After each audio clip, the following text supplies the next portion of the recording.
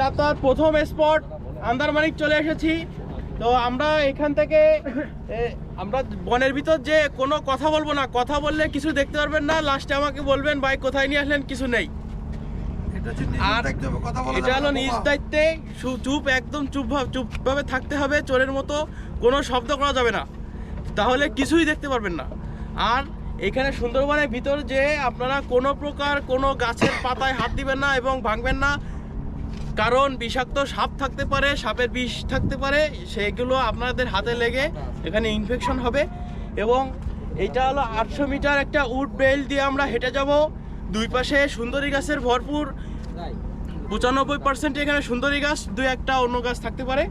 তো এভাবে আমরা চলবো। আর সবাই পিঁপড়া শাড়ির মতো এক লাইন বাই লাইন হাঁটবেন, কারণ সবাই যদি পাশাপাশি হাঁটেন আপনার ডাইনে বামে তাকালে খালি মানুষ দেখতে পারবেন, কিছুই দেখতে পারবেন না। সবাই এক একজন করে 1 বাই 1 আমরা হাঁটবো। তো আস্তে আস্তে আমাদের সামনে ওই যে গানম্যান আছেন, ওনাকে কেউ ওভারটেক করবো না এবং কাউকে কেউ ওভারটেক করবো না, সবাই লাইন দিয়ে এক এক করে যাবো। পিছনে আর একটা গানম্যান রাখা কি ভাই? পিছনে আমরা আছি, পিছনে আমরাই আছি। আচ্ছা, আচ্ছা। আমাদের মতো এত শক্তিশালী মানুষ দেখে বাঘ এমনি আসবে না ভাই বাঘ আইলেও কি কথা বলবো?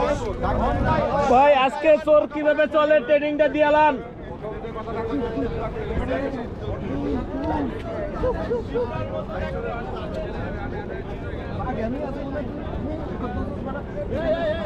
এই ভাই কথা কইতে মানা করছি।